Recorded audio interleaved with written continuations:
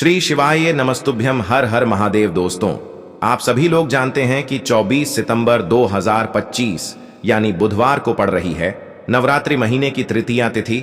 और दोस्तों, ये वो तिथि है जो नवरात्रि महीने में पड़ने वाली सबसे बड़ी तिथि है, क्योंकि यह बुधवार के दिन पड़ रही है और इसका बहुत ही बड़ा और विशेष महत्व होता है।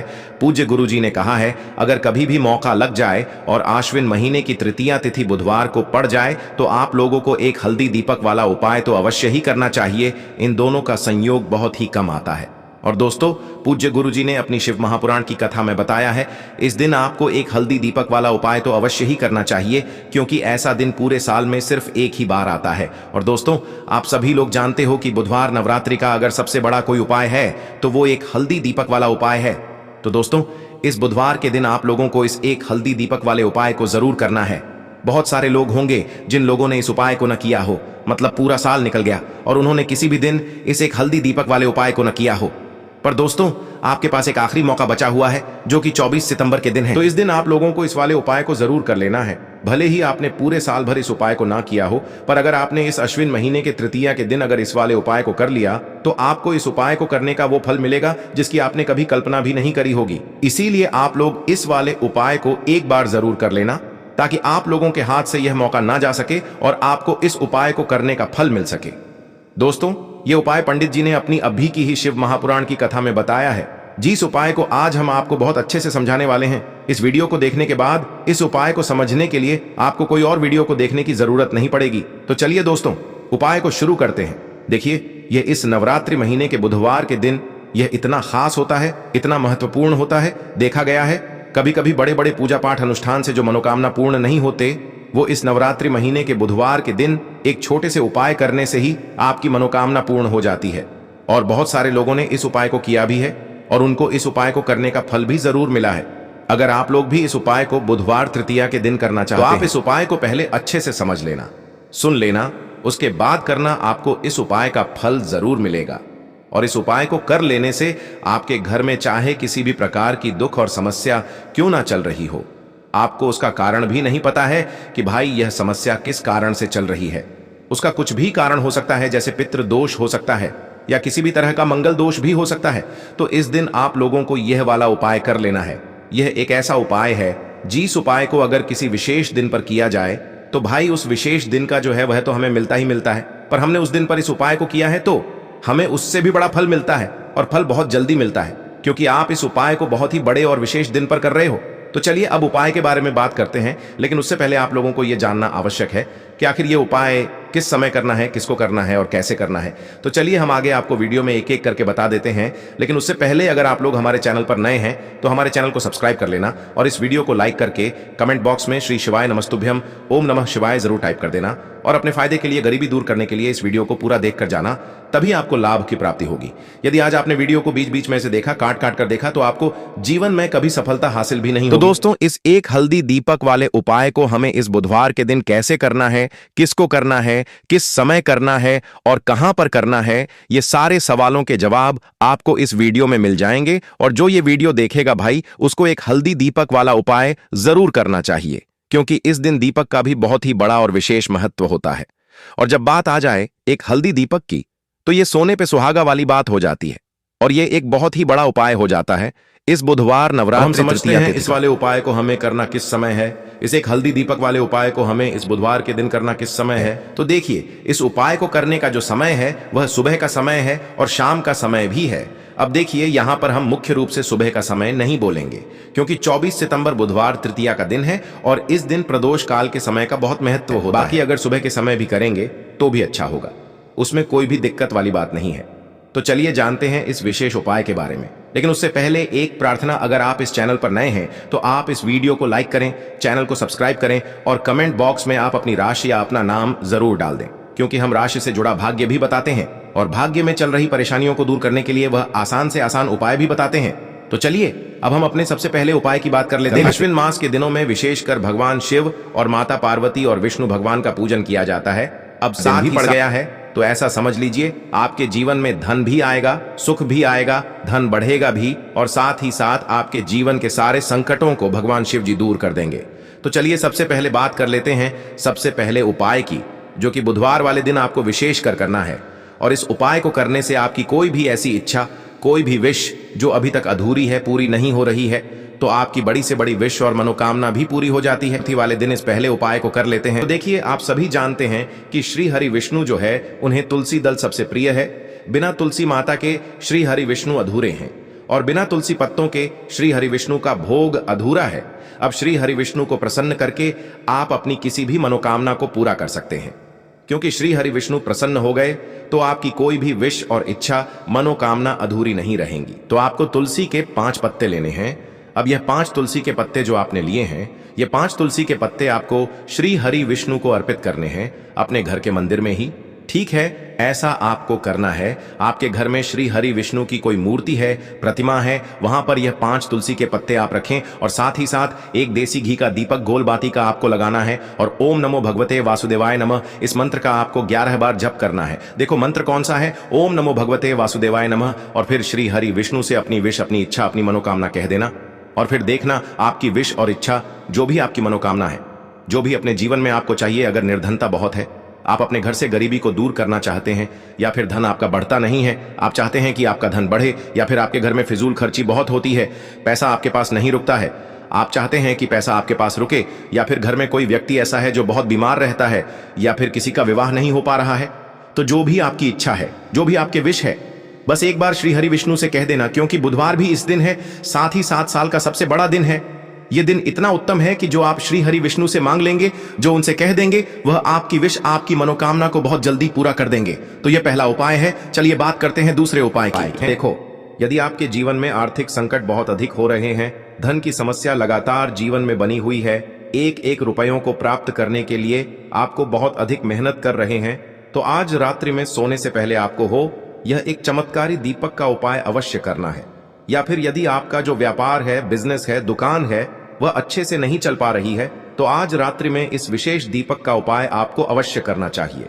देखो दोस्तों, दीपक हमारे घर में सभी नकारात्मक शक्ति को बाहर करता है। यह उपाय आपको साल में केवल एक बार करने का ही मौका मिलता है। देखिए, इस उपाय के लिए आपको तुलसी जी की जो सूखी लकड़ी होती है उसे ले लेना है। देखिए दोस्तों, यदि आपके पास पुरानी तुलसी जी की लकड़ी है तो उसे आप ले सकते हैं, और यदि आपके घर में तुलसी जी जो लकड़ी है वह सूखी हुई है तो उसकी लकड़ी आप तोड़ करके इस्तेमाल कर सकते हैं। लेकिन आपको ध्यान रखना है कि सूर्यास्त से पहले पहले ही आपको यह जो तुलसी जी की लकड़ी है, इससे अवश्य ही तोड़ लेना है। तो इस उपाय के लिए आपको सबसे पहले तो एक मिट्टी का दीपक लेना होगा। चाहे तो आटे का दीपक भी ले सके, क्योंकि आटे का दीपक सभी दीपक में सर्वोत्तम माना गया है।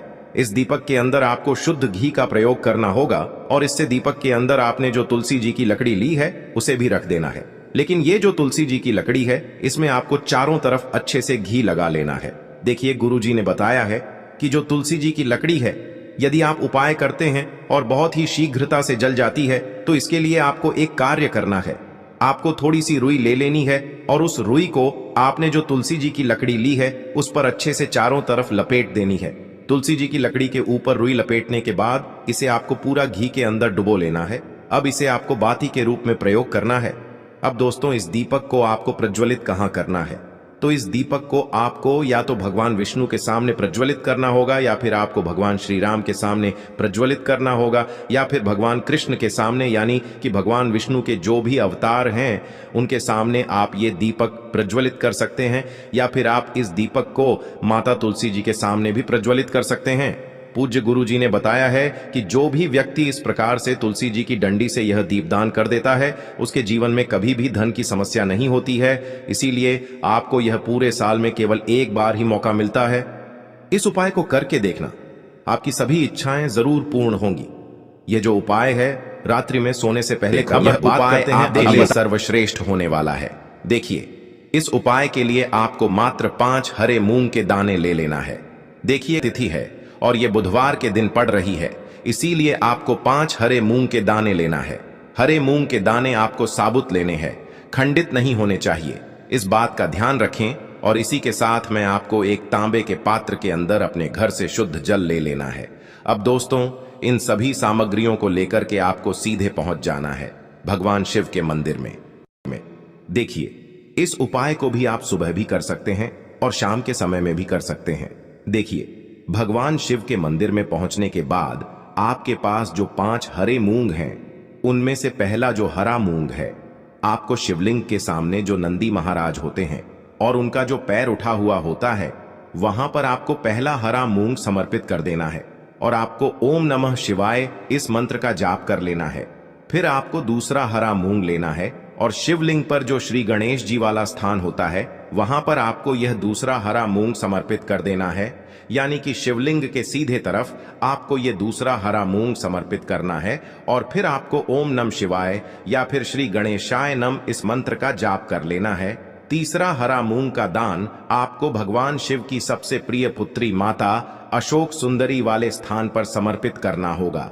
शिवलिंग की जो जलाधारी होती है, जहां से जल बह करके आता है, उसी जलाधारी के बीच में जो कहीं कहीं उठी हुई लाइन होती है सांप की आकृति के रूप में, वहीं पर आपको तीसरा हरा मूंग समर्पित करना है और फिर आपको ओम नमः शिवाय इस मंत्र का जाप कर लेना है। अब दोस्तों, चौथा जो हरा मूंग है उसे आपको भगवान कार्तिकेय जी का जो स्थान होता है शिवलिंग पर, वहां पर आपको ये चौथा हरा मूंग का दाना समर्पित कर देना है और आपको ओम नमः शिवाय इस मंत्र का जाप कर लेना है। अब दोस्तों, आपके पास जो पांचवा और अंतिम हरा मूंग बचा हुआ है, उससे जल के पात्र के अंदर डाल देना है और इस हरे मूंग से युक्त जल से आपको भगवान शिव के शिवलिंग का अभिषेक कर देना है।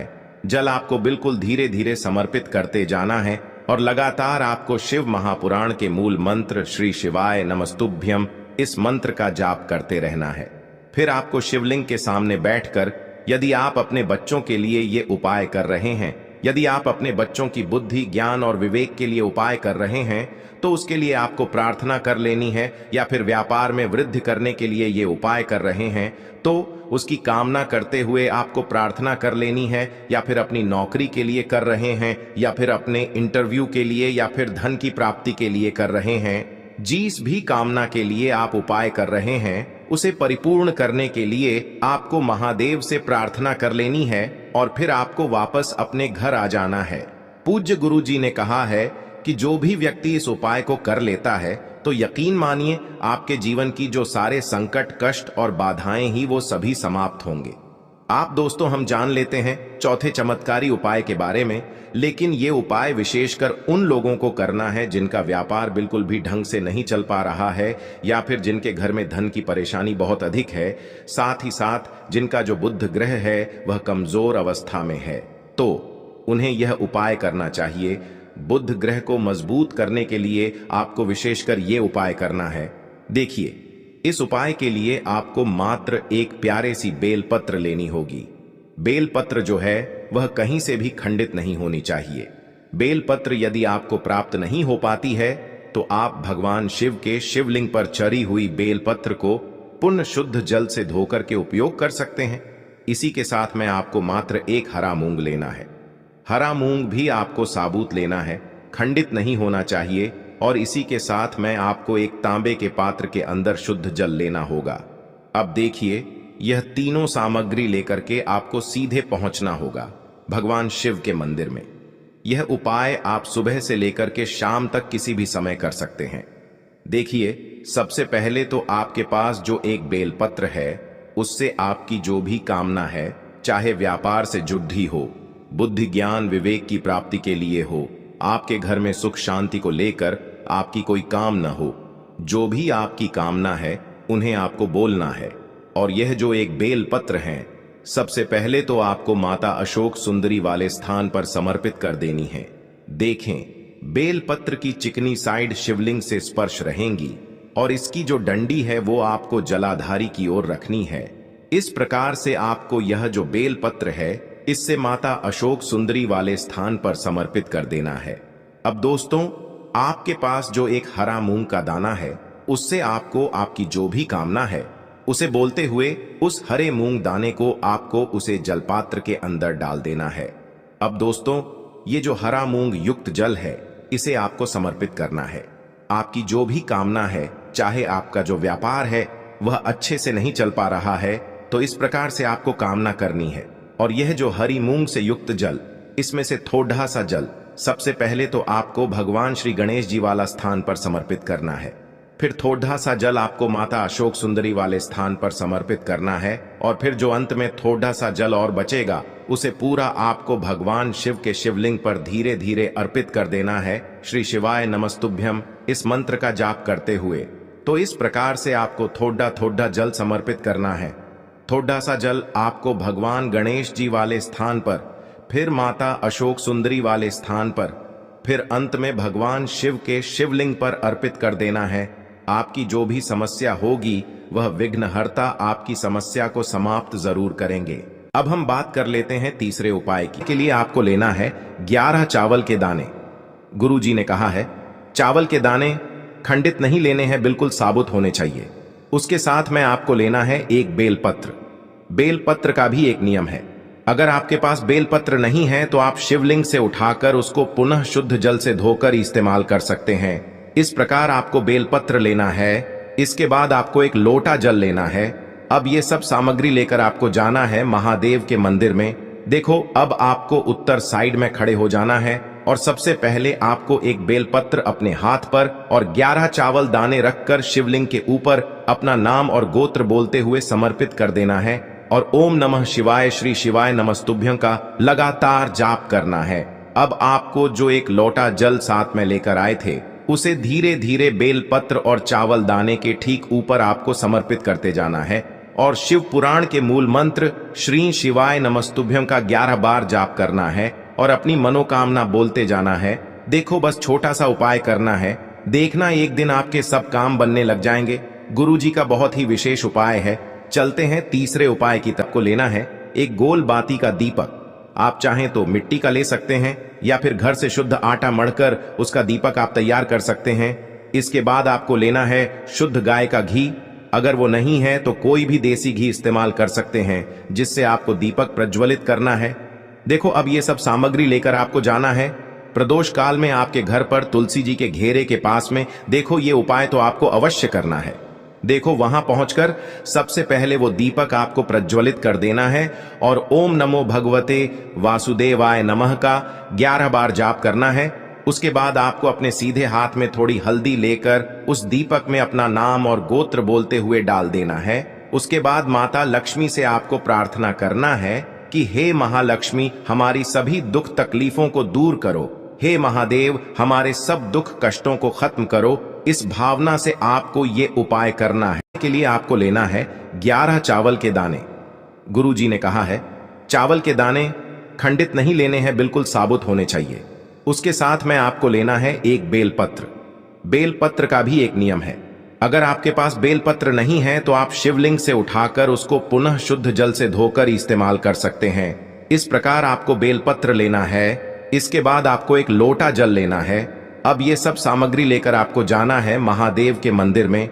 देखो अब आपको उत्तर साइड में खड़े हो जाना है और सबसे पहले आपको एक बेलपत्र अपने हाथ पर और 11 चावल दाने रखकर शिवलिंग के ऊपर अपना नाम और गोत्र बोलते हुए समर्पित कर देना है और ओम नमः शिवाय श्री शिवाय नमः